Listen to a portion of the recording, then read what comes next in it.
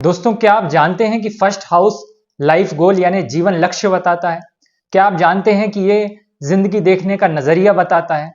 अगर नहीं तो बने रहिए इस वीडियो के साथ। मैं आपसे प्रॉमिस करता हूं कि इस वीडियो को देखने के बाद आपको कभी फर्स्ट हाउस के बारे में रटने की जरूरत नहीं पड़ेगी। तो इसमें किसी नोट्स की अपेक्षा भी मत करिए, अभी समझिए, क्योंकि रटे रटाए वीडियो सैकड़ों नहीं लाखों हैं। हर कुंडली के टॉप सेंटर में रहने वाला फर्स्ट हाउस हमारे जीवन की शुरुआत है। और जन्म किसका होता है? क्योंकि श्री कृष्ण गीता में कहते हैं कि आत्मा ना तो जन्मती है ना मरती है, तो जन्म हमारे शरीर का होता है। इसलिए फर्स्ट हाउस हमेशा आपके शरीर के बारे में बताएगा कि शरीर कैसा रहेगा, पतला रहेगा, मोटा रहेगा, हाइट कैसी होगी, कॉम्प्लेक्शन कैसा होगा। और फर्स्ट हाउस से हम ये भी समझते हैं कि आपके शरीर में बीमारियों को झेलने की कितनी क्षमता भी रहेगी, क्योंकि रोग सिर्फ छठवें और आठवें भाव से ही नहीं दिखते।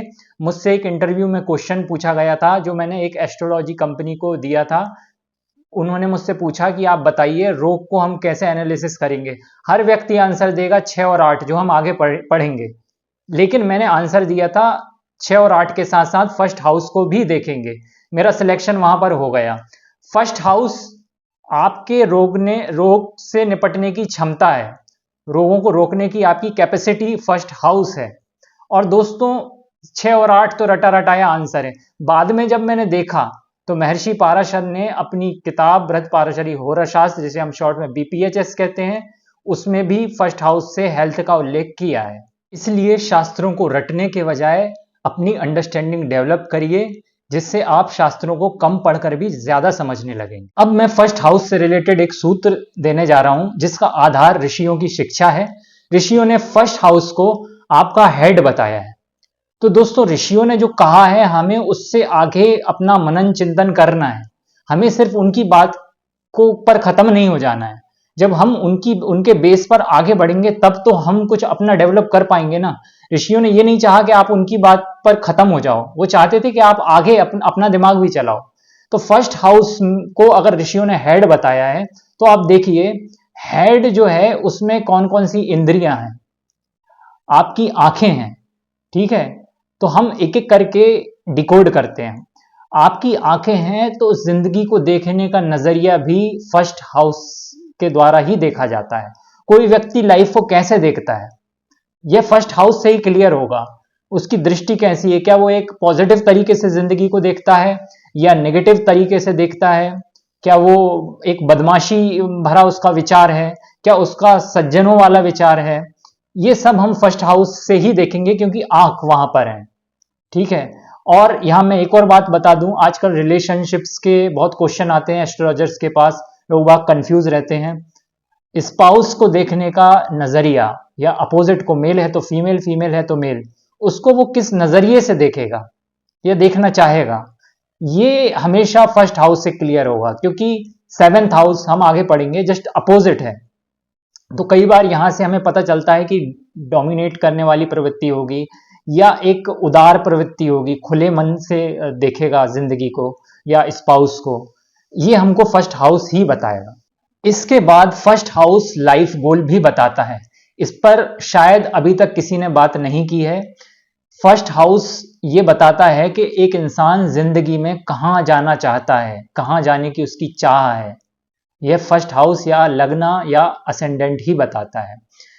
एक जनरल व्यू देखिए, कोई भी व्यक्ति होता है वो अगर गरीब घर में जन्मा है, ठीक है, उसकी जन्म की परिस्थिति देखिए। एक मिनट के लिए एस्ट्रोलॉजी को भी थोड़ा सा ब्रॉड पर्सपेक्टिव में देखिए, थोड़ा सा खुल के देखिए। एक व्यक्ति किस परिस्थिति में जन्मा, हमेशा वो उससे कहीं ना कहीं एक बड़ा आयाम चाहता है। उदाहरण के लिए, एक गरीब घर में जन्मा व्यक्ति होता है तो वो हमेशा सपने देखता है कि मैं करोड़पति हो जाऊं, ठीक है। या उसको सपने भी आएंगे तो ऐसे कि वो सोने के ढेर पर लेटा हुआ है, आलीशान लग्जरी एंजॉय कर रहा है। एक अमीर घर में जन्मा हुआ व्यक्ति होता है, वो कई बार ये सोचता है कि यार मैं कहीं जंगल में जाऊं, शांति के दिन जीऊं। कई लोग ऐसा करते भी हैं। कई लोग जो काफी कमा लेते हैं अपने जीवन में, वो बाद में एक कटेजेस ले लेते हैं, कहीं हिमालय चले चले गए या कहीं दूर दराज फार्म हाउस में रह रहे हैं, ठीक है। गौतम बुद्ध को ही लीजिए, जन्मे एक सम्राट के यहाँ, लेकिन सब छोड़ दिया, सब लग्जरी देख ली और उन्होंने कहा यार छोड़ो, कुछ नहीं रखा इसमें, ये खत्म हो जाने वाला है। अब मैं बात करता हूँ श्री कृष्ण की। ये सब मैं आपको इसलिए बता रहा हूँ क्योंकि ये निर्धारित करता है हमारा जन्म, हमारे आगे की जिंदगी का जो लाइफ गोल है उसको क्रिएट करता है। इसलिए लगना का बहुत महत्व है दोस्तों। कृष्ण जिनका जन्म हुआ था जेल के अंदर एकदम क्लोज्ड, लेकिन उन्होंने अपना आखिरी समय कैसे बिताया, शरीर छोड़ा जंगल में, एकदम खुले हुए बांसुरी बजाते हुए पूरी आज़ादी के साथ। ठीक है, श्री राम का एग्जाम्पल लीजिए। श्री राम जो थे वो जन्मे सूर्य वंश में, जिस वंश में एक से एक दिग्गज राजा हुए, महाराजा दिलीप, रघु, दशरथ, जिन्होंने शनि की चुनौती का भी सफलतापूर्वक सामना किया। और उस वंश के भी शिखर, सूर्य कुल के सूर्य भगवान Shri Ram, the son of sun dynasty, जिनके बारे में विभीषण जी कहते हैं, जब हनुमान जी आए लंका में और उन्होंने विभीषण जी से पूछा कि आप क्या चाहते हैं, तो विभीषण जी ने कहा कि तात कबहु मोहि जानी अनाथा, करी हई कृपा भानुकुल ना था। कि वो सूर्य कुल के जो सूर्य हैं, भानुकुल भानु हैं, वो मुझ पर कृपा कर दें, बस मैं इतना ही चाहता हूं। अब ऐसे सूर्यवंश के शिखर, सूर्य अवतार भगवान श्री राम ने अपना लास्ट टाइम समाधि कैसे ली? जल समाधि ली, यानी सूर्य ने अपने आप को शीतल किया। इसलिए हमारा जन्म जो होता है वो हमारी पूरी जीवन यात्रा पर छाया रहता है। और लाइफ गोल कोई व्यक्ति अपना अचीव कर पाएगा, नहीं कर पाएगा, किस डायरेक्शन में वो आगे बढ़ेगा, ये बाकी हाउसेस तो छोड़िए, सबसे पहले अपन फर्स्ट हाउस से ही देखेंगे। अब समझते हैं फर्स्ट हाउस से रिलेटेड दूसरी बात। दूसरी इंद्री जो हमारे हेड में है वो है हमारे कान। दोस्तों, गुरु मंत्र जो गुरु देते हैं वो कहाँ देते हैं? कान में देते हैं। ठीक है, भगवान महावीर और भगवान बुद्ध के जो शिष्य होते थे उनको वो श्रावक कहते थे, सुनने वाला, श्रवण, इसलिए श्रवण परंपरा उसे कहा गया। जो सुनते हैं ध्यान पूर्वक, जो अच्छा लिजनर होता है ना, वही अच्छा सही सटीक ज्ञान अर्जित करता है। बड़े बड़े बुद्ध ने कभी कुछ लिखा नहीं मित्रों, उन्होंने बस अपना उपदेश दिया और शिष्यों ने सुना।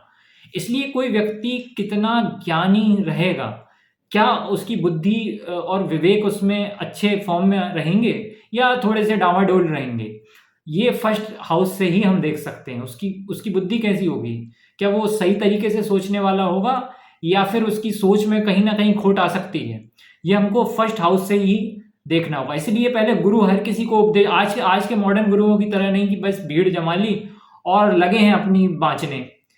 इसलिए गुरु मंत्र कान में दिया जाता है, हर किसी को नहीं, हर व्यक्ति में वो क्षमता नहीं होती। गुरु इसलिए पहले कुंडली बनाई जाती थी, किसमें क्या क्षमता, किसको किस डायरेक्शन में आगे बढ़ाना चाहिए, यह फर्स्ट हाउस से तय किया जा सकता है। हमारे हेड के सबसे ऊपर हमारे बाल रहते हैं।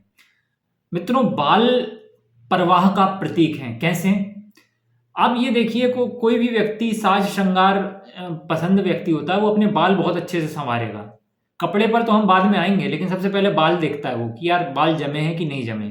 साधु संत जो होते हैं या तो बाल एकदम मुड़ा लेते हैं या बाल एकदम बढ़ा लेते हैं, कुल मिला के परवाह नहीं करते, क्योंकि संसार की उनको परवाह नहीं रहती, तो बाल पर उसका असर आपको दिखेगा। या तो वो कहेंगे यार हटाओ पूरी तरह, या यार बढ़ने दो जैसे बढ़ रहे हैं। तो और देखिए आप तिरुपति भगवान को बालाजी में, आंध्र प्रदेश के तिरुपति बालाजी विष्णु नारायण मंदिर में क्या किया जाता है? बाल चढ़ाए जाते हैं ना। तो वो क्या क्या कह रहे हैं हम लोग, मतलब क्या सिंबल है उसका? और भी कई उसके कारण हैं, लेकिन एक कारण जो मुझे समझ में आया कि हम अपनी परवाह, हम भगवान से कह रहे हैं कि भगवान अब आप मेरी परवाह करो, मैं अपनी कोई परवाह नहीं कर रहा हूँ, आप पर छोड़ रहा हूँ जो कुछ है, मुझे आपके ध्यान की परवाह है, आप मेरे जीवन की योगक्षेमम वहाम्यहम, जो भगवान का प्रॉमिस है श्रीमद् भगवत गीता में। तो कुल मिला के कोई व्यक्ति लोगों की परवाह, इस संसार की परवाह कैसे करता है? क्या वो एकदम बेपरवाह है? क्या वो साधु संत प्रवृत्ति का हो जाएगा, या वो एक संसार को एक खास तरह से डील करेगा? ये फर्स्ट हाउस से ही देखा जाएगा। अब हमारे टॉप मोस्ट बॉडी पार्ट में हमारी नाक भी आ जाती है। मित्रों, नाक क्या बताती है? एक तो हम गंध, हम जो सूंघते हैं, स्मेल जो भी हम लेते हैं, वो हम नाक से महसूस करते हैं। तो ये हमें क्या बताता है? देखिए, कुत्ता भी सूंघ के एक बॉम्ब डिटेक्ट कर लेता है, राइट? तो किसकी कितनी क्षमता है चीज़ों को पहचानने की, वो बुद्धि में कैसा है ना? ये तो हम बात कर चुके। लेकिन एनालिटिकल पावर कैसी है, ये भी फर्स्ट हाउस बताएगा। कोई पढ़ाई लिखाई में कितना ज़्यादा एनालिटिकल हो सकता है, चीज़ों की समझ कितनी गहरी है, ये फर्स्ट हाउस ही बता सकता है। दूसरी चीज़, एक और चीज़ है कि आजकल वीडियोस बहुत बन रहे हैं शुक्र ग्रह पर, रिलेशनशिप को लेकर। मित्रों, रिलेशनशिप भी हम फर्स्ट हाउस से, मैंने पहले भी बताया, जज कर सकते हैं। लेकिन सुगंध से हम ये देखें ना कि भाई कोई व्यक्ति को कैसी सुगंध पसंद आ रही है, क्या उसको चमेली चंपा की है तो हम कह सकते हैं कि यार ये थोड़ा सा श्रृंगार प्रधान है ना, थोड़ा वर्ल्डली है, थोड़ा सा रोमांटिक नेचर का है, या उसको धुनी की सुगंध बहुत पसंद आ रही है। फर्स्ट हाउस इतना ज़्यादा आपके वर्ल्डली अफेयर्स को बताने की क्षमता रखता है। बस आप सोचें ज़रा इस तरीके से। मैं ये नहीं कह रहा कि जहाँ मैं सोच रहा हूँ वहीं ख़त्म हो जाए, अपनी भी बुद्धि चलाएं तो आपको समझ में आएगा कि फर्स्ट हाउस आपको कई ऐसे आयाम दे देगा। क्योंकि याद रखिए, ये आपका बिल्कुल फर्स्ट हाउस है, असेंडेंट है। यहाँ जितना आप गहराई में अपनी समझ को ले जाएंगे, आप जिसकी भी कुंडली देखेंगे उसके बारे में आप ज़्यादा से ज़्यादा समझ पाएंगे। अब दोस्तों, फर्स्ट हाउस में हमारा मुंह भी आ जाता है, तो इसमें हम स्वाद लेने वाली इंद्रिय है। अब स्वाद सिर्फ इंसान पेट भरने के लिए तो खाना खाता है ना, स्वाद वो टेस्ट लेने के लिए खाता है। और कहा जाता है जैसा खाए अन्न वैसा होए मन, ठीक है? तो जिंदगी का स्वाद वो किस तरह से लेना चाहता है, जातक, ठीक है? उसके इंटरेस्ट क्या होंगे, ये फर्स्ट हाउस है। क्या वो सात्विक खाना खाता है, राजसिक खाता है, तामसिक खाता है, कैसा खाना खाता है, वैसे ही उसके इंटरेस्ट होंगे। भाई सात्विक खाना खाएगा, प्याज लहसुन नहीं खा रहा मान लीजिए, या ज़्यादा से ज़्यादा जितना नॉनवेज नहीं खा रहा, अल्कोहल नहीं ले रहा, एकदम सात्विक खाना जितना खा पा रहा है, उससे समझ में आता है ना कि उसका नेचर भी बनता है ना। अगर तामसिक खा रहा है तो नेचर आपका विडलप होगा। तो फर्स्ट हाउस आपके इंटरेस्ट किस तरीके के रहेंगे, जिंदगी को आप किस तरीके से भोगना चाहेंगे, इस संसार को।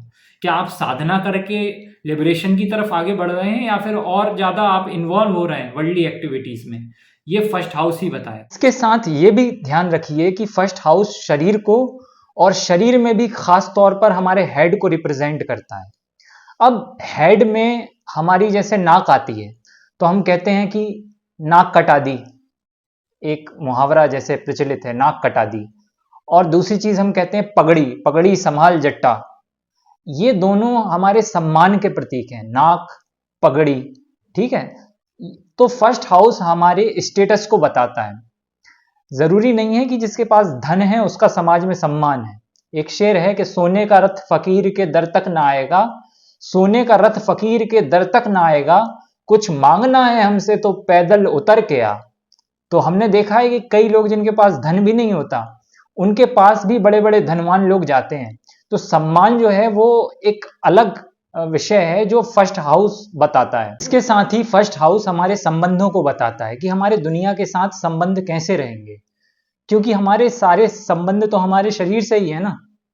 तो जब शरीर हमारा फर्स्ट हाउस है तो उससे रिलेटेड जितने संबंध हो जाएंगे वो सारे के सारे फर्स्ट हाउस से देखे जाएंगे। इसलिए कई बार ऐसा होता है कि फर्स्ट हाउस बहुत खराब हो तो वैवाहिक संबंध हो या बाकी भी संबंध हो, उन पर पूरा पूरा असर पड़ता है। ये रहा मेरा फर्स्ट हाउस को लेकर अपना व्यू। आप इस व्यू को और डेवलप कर सकते हैं, आपको नोट्स कई मिल जाएंगे, लेकिन जो देखने का, समझने का जो तरीका होता है जिससे हम और ज़्यादा एक्सप्लोर कर सकें, वो हमें डेवलप करना है, तब हम एक अच्छे एस्ट्रोलॉजर बन सकते हैं। ये जो मैंने बताया ये किसी नोट्स में नहीं है, ये मेरा अपना व्यू था जो मैंने शेयर किया। आप इससे अपनी समझ डेवलप करिए और अपना व्यू भी डेवलप करिए, शास्त्रों को भी पढ़िए और आगे बढ़िए। वीडियो समझ में आया हो तो लाइक, शेयर, सब्सक्राइब करें, बेल नोटिफिकेशन दबाएं। We will explore together further. नमस्कार।